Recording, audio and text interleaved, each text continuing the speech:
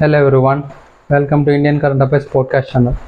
ఈరోజు మనం environment and ఎకాలజీలో కొన్ని ఇంపార్టెంట్ ఎగ్జిక్యూషన్ చూద్దాం. అందులో ఫస్ట్ క్వశ్చన్,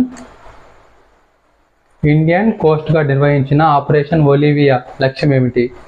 లక్షద్వీప్ ప్రాంతంలోని పగడపు దిబ్బలను రక్షించడం, ఒడిశా తీరం వెంబడి వాటి సంతానోత్పత్తి మరియు గూడు కట్టే కాలంలో ఆలివ్ రిడ్లీ తాబేళ్లను రక్షించడం.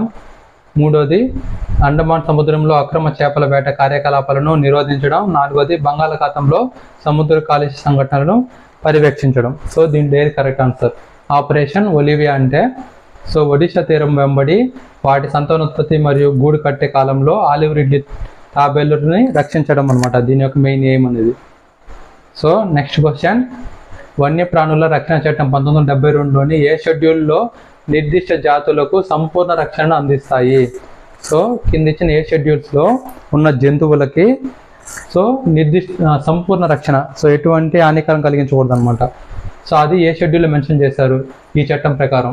షెడ్యూల్ 1 మరియు పార్ట్ 2 ఆఫ్ షెడ్యూల్ 2, షెడ్యూల్ 3 మరియు షెడ్యూల్ 4, పార్ట్ 2 ఆఫ్ షెడ్యూల్ 2 మరియు షెడ్యూల్ 5, షెడ్యూల్ 1 మరియు షెడ్యూల్ 3. ఆన్సర్ ఏంటి దీనికంటే షెడ్యూల్ 1 మరియు పార్ట్ 2, షెడ్యూల్ 2లో పార్ట్ 2 అనమాట. వీటిలో మెన్షన్ చేసిన జాతులకు ఎటువంటి సంపూర్ణ రక్షణ ఉంటుందన్నమాట.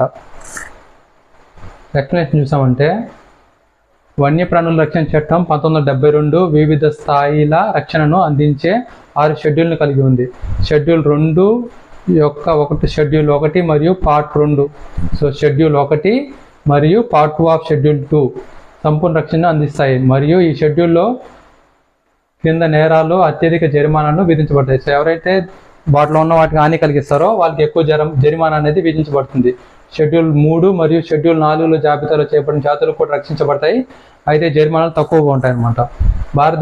భారతదేశం యొక్క విభిన్న వృక్షజలం మరియు జంతుజాలాన్ని పరిరక్షించడంలో ఈ చట్టం కీలక పాత్ర పోషిస్తుంది. నెక్స్ట్ క్వశ్చన్, క్రింది వాక్యాలలో ఏది సరైనది గుర్తించాలి? హంగూల్ అనేది జమ్మూ కాశ్మీర్లో మాత్రమే కనిపించే దుప్పి జాతి. స్పైరల్ వి ఆకారపు కొమ్ములు కలిగిన బ్లాక్ బగ్ భారతదేశంలో మాత్రమే కనిపిస్తుంది. ప్రపంచంలో 4 కొమ్ములు ఉన్న ఏకైక జంతువు చౌసింగా. ఈ స్టేట్మెంట్లో ఏది కరెక్ట్ అంటే అన్ని స్టేట్మెంట్ కూడా కరెక్ట్ అనమాట. హంగూల్ అనేది జమ్మూ కాశ్మీర్లో మాత్రమే కనిపించే దుప్పి జాతి. స్పైరల్ వి ఆకారపు కొమ్ములు కలిగిన బ్లాక్ బగ్ మన దేశంలో మాత్రమే కనిపిస్తాయి అనమాట. ప్రపంచంలో 4 కొమ్ములు ఉన్న ఏకైక జంతువు చౌసింగా. హంగూల్, బ్లాక్ బగ్, చౌసింగా.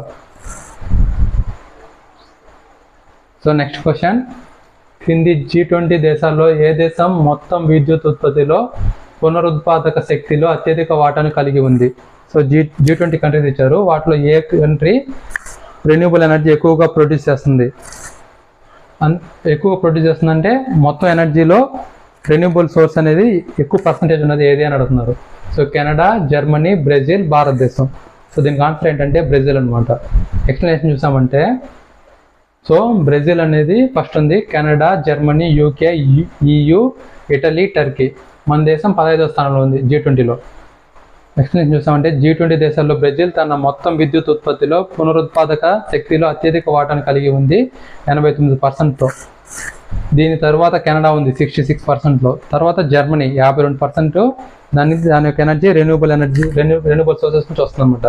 UKకి 47, EUకి 45, ఇటలీ 43. భారతదేశం తన విద్యుత్లో 20% పునరుత్పాదక వనరుల నుండి ఉత్పత్తి చేస్తుంది అనమాట. నెక్స్ట్ క్వశ్చన్, ఆర్సెనిక్ ఎక్స్పోజర్కు సంబంధించి కింది ప్రకటనలను పరిగణించండి. ఆర్గానిక్ ఆర్సెనిక్ అంటే అకార్బన ఆర్సెనిక్ తక్కువ హానికరం మరియు ప్రధానంగా సముద్ర ఆహారంలో లభించేది వచ్చి అకార్బన ఆర్సెనిక్ అంటున్నారు అనమాట. నెక్స్ట్ వచ్చి అకార్బన ఆర్సెనిక్కి దీర్ఘకాలం గురి కావడం వల్ల చర్మగాయాలు, క్యాన్సర్ మరియు హృదయ సంబంధ వ్యాధులు దారి తీయవచ్చు. తీవ్రమైన ఆర్సెనిక్ విషం వాంతులు, కడుపు నొప్పి మరియు కండరాల తిమ్మిరి వంటి లక్షణాలతో వ్యక్తమవుతుంది. ఏ స్టేట్మెంట్ కరెక్ట్ అంటే second and third statement correct అనమాట. ఫస్ట్ ఇది తప్పు, ఎందుకంటే ఆర్గానిక్ ఆర్సెనిక్ అంటే అకార్బనిక్ ఆర్సెనిక్ తక్కువ హానికరం అని చెప్పారు, తప్పు అనమాట. ఆర్గానిక్ ఆర్సెనిక్ అంటే అకార్బన్ ఆర్సెనిక్ అనేది ఎక్కువ హానికరం. ఆర్గానిక్ ఆర్సెనిక్ ఎక్కడి నుంచి ఉంటుందంటే సముద్రపు ఆహారంలో ఆర్గానిక్ ఆర్సెనిక్ ఉంటుంది. సో అది తక్కువ హార్మ్ఫుల్ అనమాట. కానీ అకార్బన్ ఆర్సెనిక్ అనేది వాటర్లో ఉంటుంది అనమాట. సో ఇది చాలా డేంజర్ అనమాట. సో అకార్బన్ ఆర్సెనిక్ నీటిలో లభించేవి అత్యధికంగా విషపూరితమైనవి. అయితే సేంద్రియ ఆర్సెనిక్ సమ్మేళనాలు సీ ఫుడ్లో లభిస్తాయి. ఆరోగ్యానికి తక్కువ హానికరం, అది కూడా హానికరమే కానీ చాలా తక్కువ అనమాట. So this is the end of the class.